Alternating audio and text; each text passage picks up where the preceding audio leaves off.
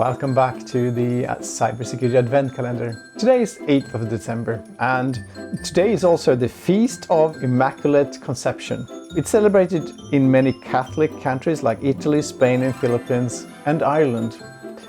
The holiday honors the Virgin Mary and her being free from original sin from the moment of her conception.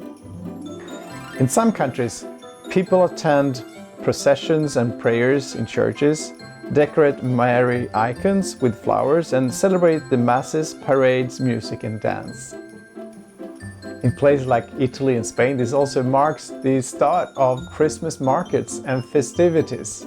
Today we're going to open the door number 8. CTNA. Let's say you are a user, you're working from home or you're traveling and you need to have access to something in your company network. You connect through VPN.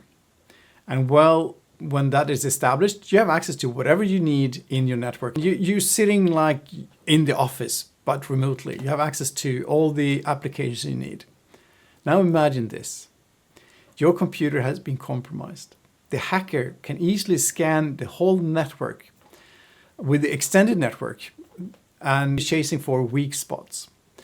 And they can jump further and move laterally to search for data for exfiltrating and encrypt for ransomware. Zero Trust Network Access, CTNA, is a security model and technology which is controlling the access to applications and is based on identification and context instead of just network access. The theory behind Zero Trust was actually created by John Kindervag at Forrester Research in 2010, but it was Google's initiative BeyondCorp, also same year, which actually used this model to make secure access based on identity and context instead of traditional network perimeter.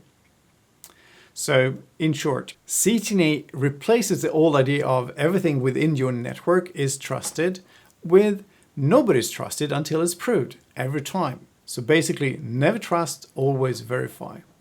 With CTNA, the user is first authenticating.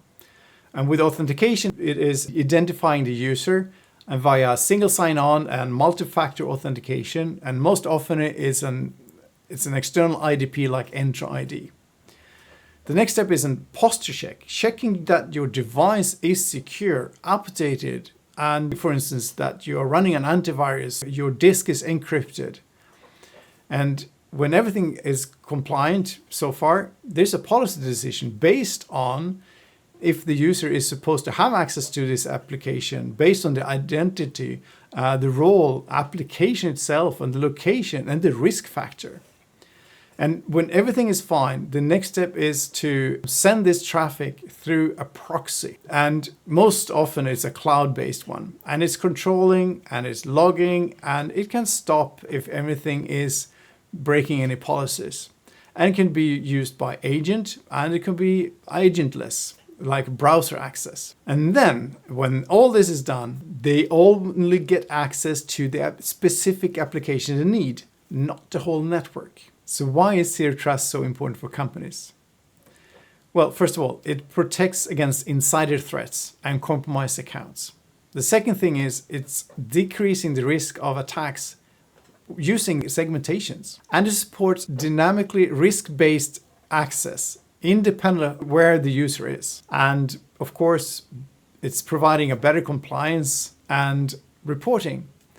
And it's supporting a proactive security culture instead of a reactive putting out fire model. CTNA is one of the core components in both SASE and SSE, together with CASB, which is protecting the cloud usage, SWG, which is protecting the web traffic, and CTNA, which is protecting the access to internal applications.